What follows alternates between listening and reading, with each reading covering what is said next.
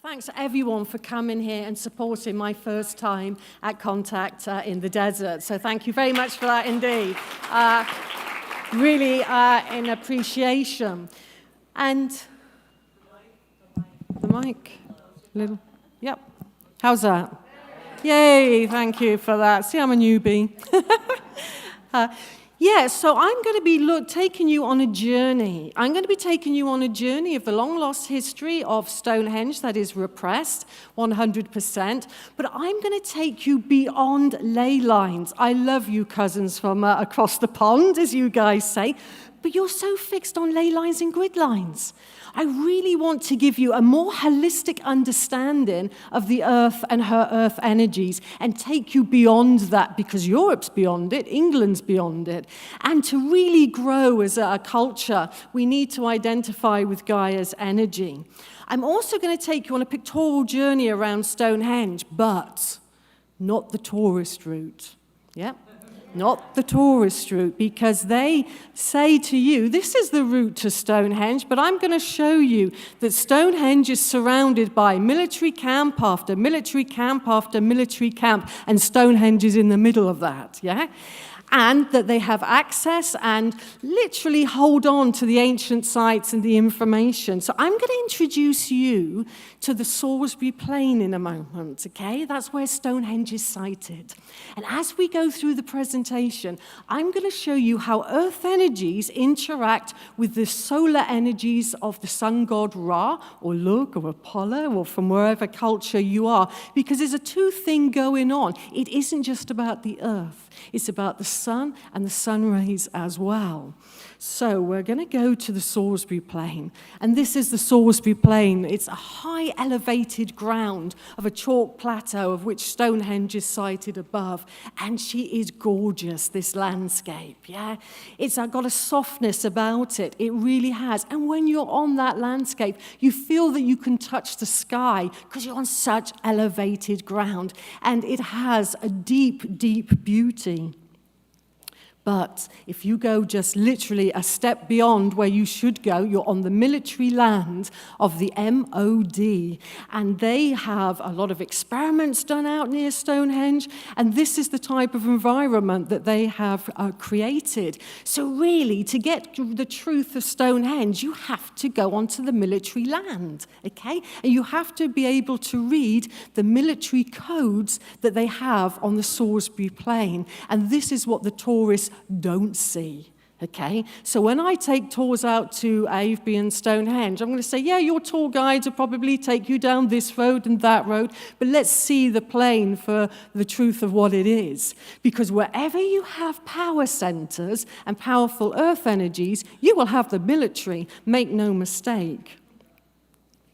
Access is denied by the military, yeah?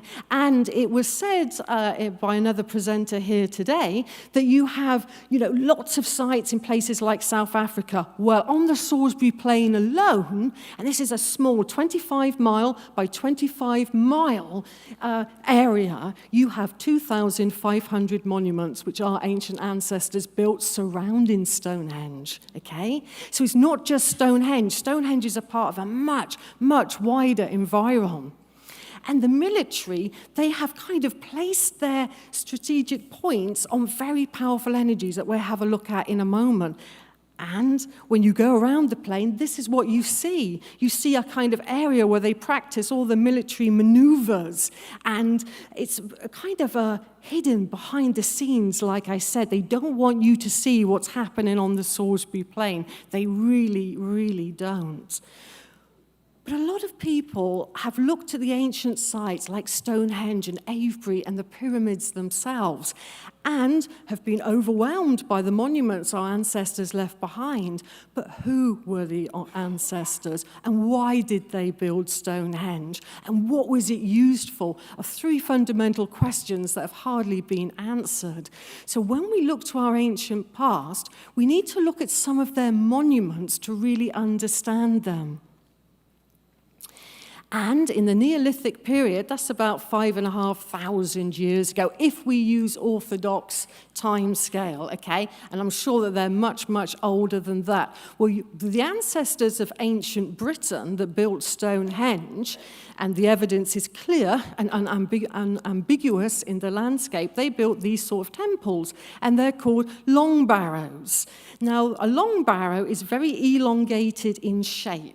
Okay, it's really long, and we can see the length of it in the photograph, and you kind of go inside them within these megalithic cave-like structures.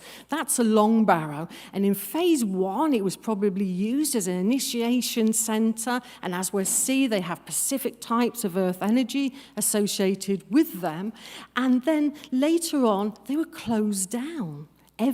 There is, in Europe, okay, there is over 20,000 long barrows, okay, all across Europe, built by the Neolithic people. And the question, I mean, I've studied archaeology. I'm a second-generation dowser and mystic, but I also have studied archaeology at Oxford University and Bath University. And one question that they never addressed was, why, in 2500 BC, were over 20,000 long barrows decommissioned, infilled, and sealed off for all time across Europe? Why? And I'm going to answer that question because this history will take you down some twists and some turns. So when I looked into the long barrows of the Wiltshire and European type of styles of them, I thought, well, who built them? Who built them and why? Well, there's a really amazing, very top female archaeologist called Maria Gimbutas, and she's from Lithuania, and she has decoded over at least 10,000 long barrows, and what she noticed in her research was that they literally are figured out in the shape of a goddess in the landscape. So she felt that this culture was very feminine and guided by the moon, okay? Now we think we know Stonehenge. We are so familiar with the iconic image that that's what we think Stonehenge was like. It really isn't like that, and that's what I'm going to show you. For instance, standing in front of Stonehenge, there was a monument in the Neolithic era, 5,500 years ago, that was 2 miles long, 10 to 15 feet tall, built of chalk block, and this is what it looked like. It's called the Curses Monument, okay, and that stood in front of Stonehenge, yeah? Sadly, it got ploughed out in 1794 or thereabouts, but we must imagine that, like I said, these walls are massive, and it went for 2 miles. It's extraordinary, built by the Neolithic people, but there are other Curses Monuments, this is what it's called, in the English and European landscapes that are up to 7 miles long. Okay? They're extraordinary and created to literally enhance some energies, but there's also strange radiation levels, gamma radiation levels in the near esoteric center of these monuments. And in most Stonehenge books, they don't talk about these monuments, okay? Because they don't fit into the model that we're spoon-fed it should fit into. So the barrows on the Salisbury Plain were timber structured, like massive long houses and long halls, yeah? And we've got a timber structure here from Stonehenge next to a megalithic structure in Oxfordshire called Wayland Smithy. And these are known to have acoustic properties about them. So when you go inside these chambers and say you said a word, you get the reverb of the word back at you as well. So they certainly have acoustic properties built into them. They also resonate with particular types of earth energy we're going to look at to change your brain frequency as well, and that's quite intriguing. So these are the kind of Neolithic monuments. Now, these predate the stone circles by 1,500 years. So you're looking at two cultures, a stone circle building phase culture and a much older culture called the Neolithic that built these long, elongated monuments, okay?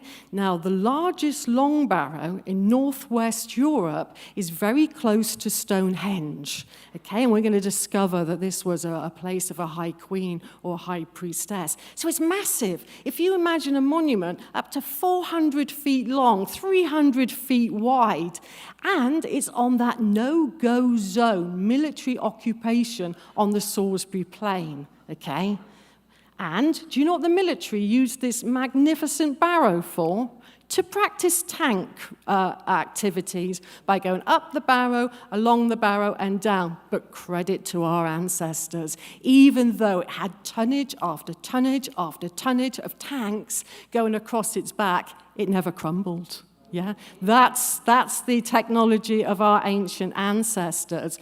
Well, again, I'm in a kind of mystic community, and I'm in an archaeological community, and so I said, well, this is the largest long barrow in northwest Europe. Do you know who's been interned inside it?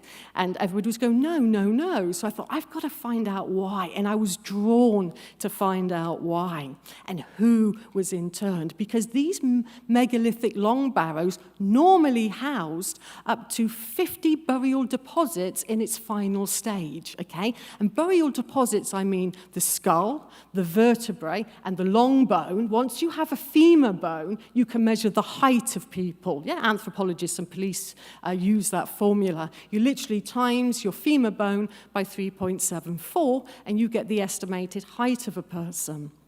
So we've got lots of details and clues in the landscape. So I decided, thought, wow, this huge barrow of northwest Europe must have housed hundreds and hundreds of the Stonehenge people. I think I've hit bingo, I said to myself, okay? But when I investigated it, I found that wasn't true. It was very different. It was for one person and one person alone. The ancient antiquarian reports described that they found one skull and one skull alone. And I thought, well, I have to now find out where that skull is and really try to investigate it. And this is where I had a lot of door slamming in my face. Because you try to investigate something in England, and sadly so, I live in a very classist, academic environment, where if you're not an academic, you can't have access to anything at all, okay? So I had to go to university, write a university paper, and then have access to certain parts of Oxford and Cambridge, because it's run by the elite. Yeah, and it's very hard to go beyond that. So I decided who was interned in that. And what I discovered was it was for a woman, and I thought I've got to find out what she looked like, and I'm going to show you what she looked like. She had an immensely long skull compared to our skull, which is very round. And she had very narrow features coming down her face. Her ears are very offset, almost pixie-like, towards the back of her head. And she was very short. I mean, people talk about the Neolithic and giants. I challenge that and say that came later in 2500 BC because her femur bone showed that the people with elongated long skulls in the Stonehenge environs were very short but very stocky. So I thought, well, I'm going to arrange appointments at Oxford to see this skull, okay? And so I literally thought, I'll get on the phone and phone up Oxford University, and phoned them up, and they said, well, yeah, of course you can see the skull, Maria. You've studied with us. Have you got the catalogue number? And I said, no. Do you need one? Oh, yeah, you can't see it unless you have the catalogue number. Well, can I have the catalogue number? No. So I thought, well, how am I stupid? How am I going to do this? But I'm a bit canny, and I'm quite a good little dowser, and I hope some of you will be attending my workshop, so I thought I'd douse for it, and then I'll phone them back up, and that's what I did, and I got access to her, yeah? And like I said on the panel, I'm passionate about the earth and druidry. I'm a trained druid and Wiccan, and I love the earth and earth energies. And I know sometimes my spirits, my goddess Ceridwen, she's around me. So I was with the curator at Oxford University, and I just put it out to Great Spirit, get the curator out the way for 5 minutes so I can be around this skull. And literally her pager, they use pagers at Cambridge University. Really, when you've got a phone? And her pager went off, and she said, "You don't mind me being alone, do you, Maria, with this skull for just 5 minutes?" No, of course not. And she said, "You're only licensed to take one photograph." "Yeah, I only take one photograph." But I had one camera that would take one photograph, and hidden behind me, I had another one where I could take lots of photographs. Yeah. So I was trying to play the game. But it gave me that one moment in time, because none of these skulls had been seen since 1930, okay? None. Nobody had visited them. Nobody had asked the question, who built Stonehenge? Yeah? It's absolutely really crazy when you think about it. So I put my hands over her throat chakra and her third eye chakra and went along the back of her head, and it is really very long. And I felt 2 pulse points towards her crown chakra. I think those that lived in the past, rather, who had an elongated skull may have had 2 crown chakras that made them very sensitive to the land and the energies. That's where we're going to have a look at in a moment. So I thought, wow, I've literally found a long-skulled person. I wonder who else was in the long barrows around Stonehenge and elsewhere. And I investigated and found, lo and behold, all of the long barrows, most of which are around Stonehenge and northwest Europe, contained very long, elongated, skulled people. So the next question is, what happened to them, or where are they today? Yeah, because they seemingly have been off the face of the planet, and that's what we're going to come to. But the magical thing about the Neolithic period is this. The people there, the long-skulled people, laid out the ley line network. Why and how do we know that? When you look at a ley line, for example, it has a multitude of different time periods associated with it. By that I mean you'll have a Neolithic monument, a Bronze Age stone circle, 1,500 years later, the Druids, 1,500 years later, the Romans, who occupied Great Britain, then the Saxons placed things on the ley lines, and then the Masons, yeah, surprise, surprise.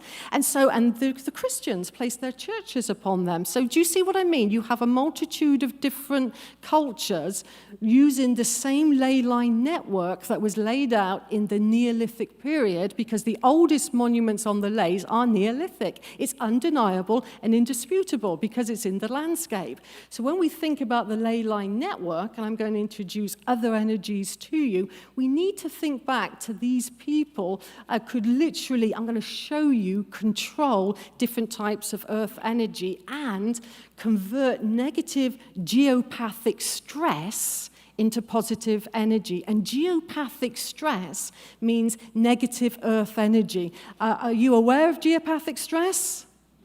Yep, I'm sure some of us are, and we're going to be having a look at how they could convert that with the standing stones placed upon them. But we really need to return to the Salisbury Plain, because these long barrows that are very elongated in shape, again, are the ones that have the really important finds are owned by the military. Yeah, and if you try to sneak yourself on there, and you have to read the Salisbury Plain, because if a red flag is flying high in the wind, that means you can't turn in that direction. There's live ammo going over your head. Yeah, so it's very difficult to get onto the plain, but under the guise of an archaeological project, I got access to some of these mounds. And these mounds have had nobody interacting with them for thousands of years. They're forgotten. They're like a whisper in time that people have forgot. And we should be reconnecting now to the earth and to the ancient sites, and to really galvanize ourselves and our friends to go to ancient sites and reconnect with the earth energies there will allow us to grow, I feel, as a community. So these long barrows that literally do surround Stonehenge in a massive circular shape, and they sometimes even point to Stonehenge, has symbolism in itself. So I decided one day to investigate other areas. Okay, you've got a High Queen. She was the first person in the Neolithic to have a long barrow to herself. Is there any others? And is there any male elongated, skulled people in a similar position to her? And I thought it's got to be. But again, it's on military land, and you were denied access. Well, one thing I do know about the military, and I hope no terrorist is listening in on this, but they go home for tea on a Sunday afternoon. Yeah? It's so British, it's ridiculous, So I thought, okay, you go home for tea on a Sunday afternoon. What happens if I go onto the military land with a friend and we try and have access to it? They're either going to, kick us off, or at least we get there, so to speak. So that's what I decided to do. I went beyond that red flag, because I knew they weren't there on a Sunday, and that red flag means you can't cross that. Do you see what I mean? That's their little code. It's very high-tech with the British military, isn't it, with red flags. I mean, it's, again, that is just so English. So I decided to go beyond that flag and sneak over onto the Salisbury Plain and literally tap on the barrow to ask the ancestors for permission for me to be there. Because in Druidry, you have to ask the spirit of place, the ancestors, and the guardian permission to be on the site. Because some sites might not want you, okay? But we take it in our Western mindset. Oh, I'm off on my little bucket list to Stonehenge. Does Stonehenge really want you? So in Druidry, you have to be accepted for that, because the ancient ancestors laid out literally the guardians of the lays. Now, the guardians of the lays will manifest, and numerous people across England have seen the guardians of the lays, because they manifest themselves as a black dog, but not your average black dog. This is a dog up here. Yeah, it's like an Anubis figure, and you need to, be very respectful. So when you go to the English countryside and you're having your pint of beer, if you're in England, or your cream tea or whatever, you might be in the Black Dog pub, the Black Dog Cafe. It's there and everywhere, because in Druidry, it's one of the guardians. So I went there and I gave an offering to the guardian dog, the Anubis-style figure, and realized that there was all male deposits in that barrow on that military landscape. And the skulls gave a story to themselves, because they all showed signs of being murdered, okay? So now I had a murder mystery on my hand, but I love Agatha Christie, okay? She's, and as a little aside, I love Agatha Christie so much because she was a pioneer woman in her day, writing in a man's world. In every single one of my book, there's at least 4 quotes from one of her films that I've weaved into the story of Stonehenge. Okay, so these people had been murdered in Bowles Barrow on that military land. One had been beheaded, yeah? Now, so you've got a beheaded person going on. You've got children, yeah? From the age of 3, 6, and upwards. You have old men in their prime, all put into this barrow, and as if to hide their truth and their being for all time, they were like imprisoned in this stonework, okay? So when the early antiquarians, that's the early archaeologists, went to undig these places, rocks were falling down on them, and it became very dangerous. So whoever put those stones on top of those mounds did so deliberately, so the further generations couldn't find being turned. Yeah, so that's a bit of a mystery in itself as well. So I thought I've got to unsolve all of this as well. And in the meantime, all of the establishments were saying there's no such thing as elongated skulls in England, none whatsoever.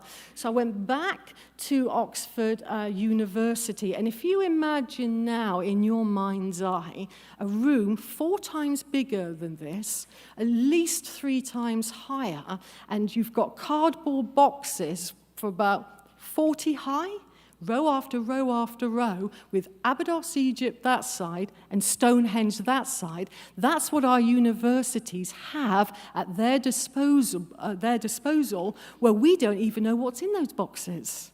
Okay? You could have artifacts saying that there were seeded races. You could have anything in those boxes, okay? And all they're marked with the male and female astrological sign, okay? So, I mean, that is a disgrace.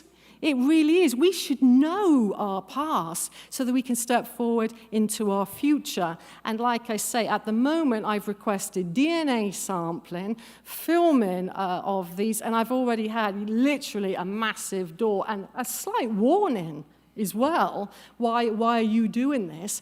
So I've got some very prestigious academics now on my side that are saying, let's knock back harder. Yeah, and find this DNA sampling for one. Because once you've got teeth, you can do isotopes, you can do so much with that knowledge. So what were these elongated people looking for in the landscape? Why did they place Stonehenge where they did? Why did they build all of these long barrows and make monuments 7 miles long? Okay, why? And is there these energies in the landscape that maybe their skulls could sense better than ours? And if so, what are they? Okay, so I'm going to take you on a bit of a journey now, looking at the earth energies of ancient sites to give a kind of holistic understanding of the art of placement. Because to our ancient ancestors, you have particular energies that are very good for your physical body. You have earth energies that are good for your emotional side, and so on and so forth. And by understanding the energies of Gaia, we can start living in harmony with her, can't we? So could you imagine a new hospital build that says, okay, that energy there is very good, it opens up your throat chakra. Well, we could have autistic kids on that, people with stammers. Do you see what I mean, where you can go with this? You can really, really run with it. And that's why I train up some architects that are Europeans into decoding sites. And then if you have an earth energy that can make your bone density better, then you can start at self-healing the more mature people in a growing older population as well, at half the price of the pharmaceuticals, yeah? And at a natural way of being in an energy field rather than taking the meds, okay? So the way I see moving forward with earth energy is introducing it to the medical establishment, architecture, and schools, especially, okay, where I do give my time freely to educate young people in dowsing and interacting with earth energies. And do you know what? Kids are amazing. They just run to the energies yeah? And go, I feel it over here, Maria. It's over here. It is a wonder to see children, because we need to educate the younger people to change the system. Okay, and to expect to live in harmony with the earth. Now, we've all probably heard that rainwater falling from the sky fills up the underground streams and aquifers, and that's what happens with rainwater, okay? Now, when that happens, that's called groundwater, okay? So it's raining, and don't I know, in England, it's always raining. Wow, when I got off the plane and felt that heat at LA, I thought, oh, this is wonderful. Might not be saying that at noon, but it is wonderful.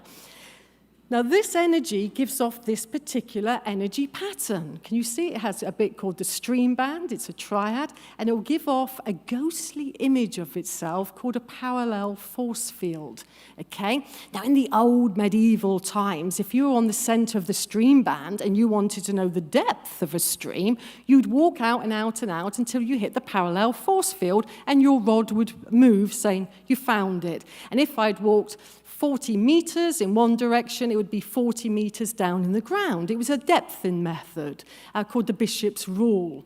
Now, this type of energy field comes up out of the ground, and it's so highly charged with this type of water that it gives off geopathic stress, which all dowsers would agree. You shouldn't live above that, okay? It is quite carcinogenic to a certain degree.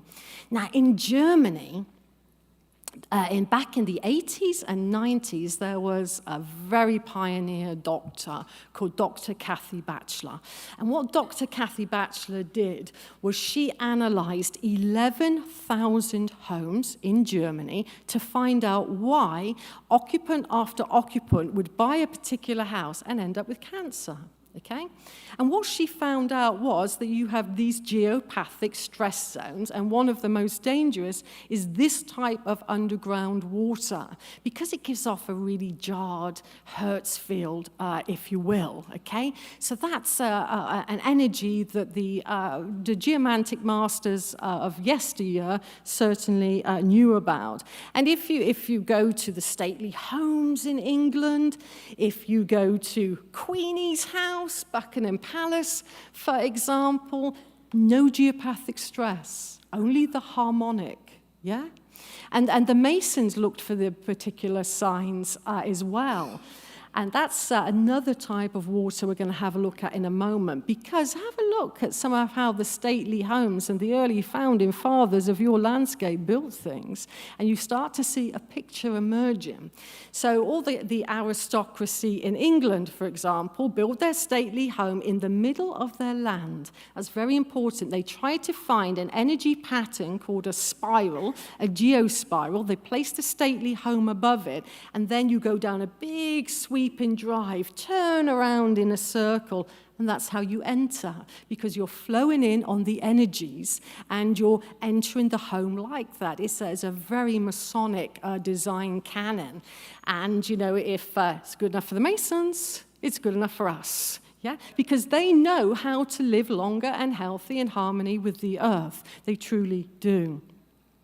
So when we look to a different type of water, and this was the energies that are at every single ancient site worldwide, it was one of their first design canons, was to look for sacred yin water. Now, yin water is born within the womb of Gaia, completely independent of rainfall. It's perpetual. It will never run out. It's chemically produced in Gaia, okay? And it emits a spiral pattern we'll have a look at in a moment that is completely harmonic.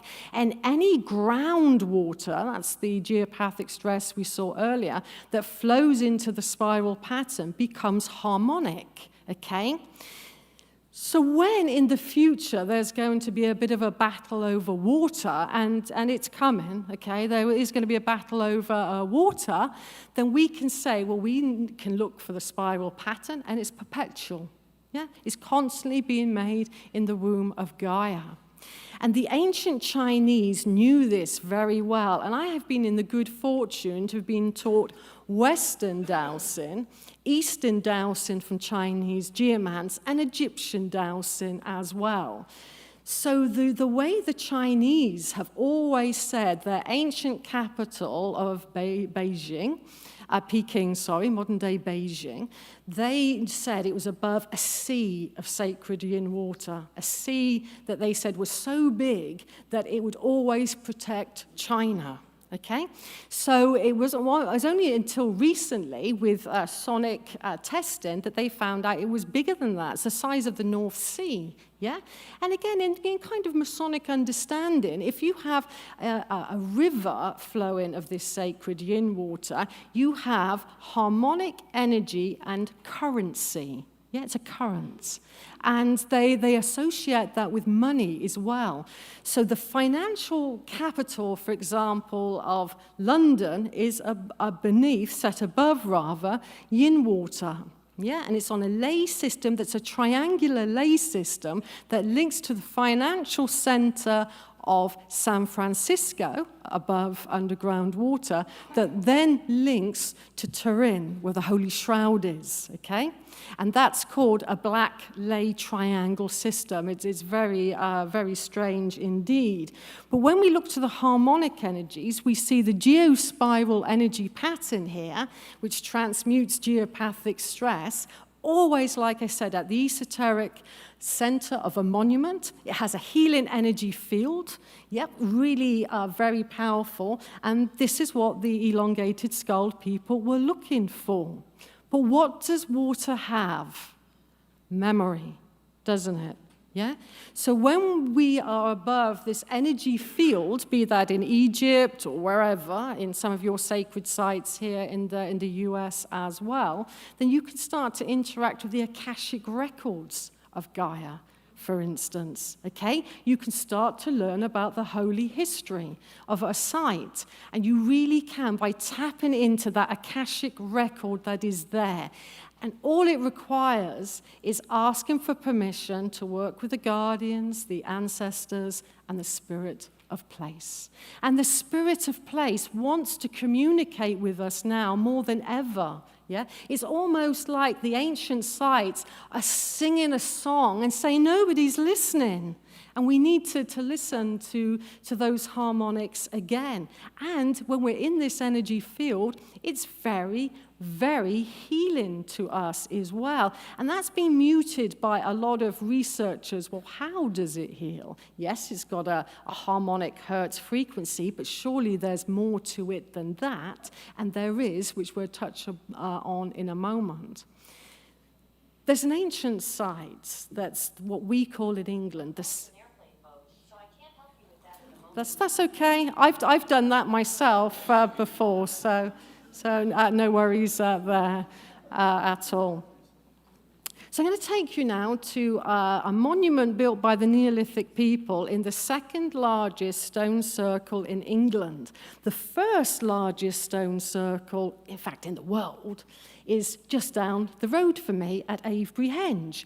It is massive. It's 1,000 meters across, 1,000 feet, across, and you could fit up to 2,000 people in Eadh. When you compare that to Stonehenge, Stonehenge is 98 feet across, and you can only have a limited amount of people in Stonehenge.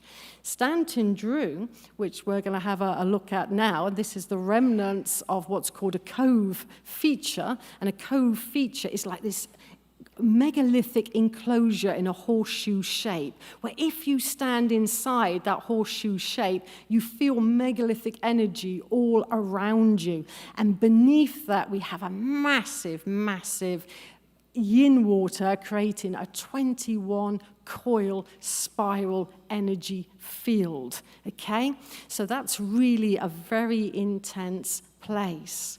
And what I love about Stanton Drew is that, unlike Stonehenge, you can go there by day or by night freely and touch the stones, because ever since 2010, you've been denied to touch the stones at Stonehenge. You're not even allowed to touch them. Yeah, you have to just go close to them. And if you go too close to them, then they try to kick you out of the site. Because in 2010, heading up to 2012, it was almost like Stonehenge had a reboot, yeah? It really wanted to make loads and loads of downloads freely for people, and that's when the security was heightened and you couldn't go near the stones. And there's so many times where I've been literally a foot away from a stone, and they're saying, you're close to it again. You're doing this deliberately, you know, and sometimes I really do keep the peace, but then sometimes I just mutter, oh, get back to your nightclub, and then I know I'm on dodgy ground. Oh yes, Stanton Drew is the second largest stone circle. That's a wonderful point in a wonderful county called Somerset, near somewhere called Glastonbury. That is quite a famous place on the tourist people that come to southern England. So that's Stanton Drew, and Stanton Drew is massive. Again, it's been calculated by mathematicians and archaeologists that you could fit up to 2,500 people in Stanton Drew, okay? So what were the ancients up to then? Putting in thousands of people into an ancient site at the same time is truly incredible. Now, deep, deep, deep underground Yin Water produces the spiral pattern, then a circular shape, and then a horseshoe shape. That's a very sacred symbol of the very deep waters. And again, it's very expensive to bore because you go through quite a few diamond heads. And I used to be a water diviner back in my younger days. I find it very stressful now, unless people are in a drought situation and or in places like South Africa where people don't have access to water. That's the only time I well bore now, because unless it's necessity, I feel that it really does jar Gaia's energy.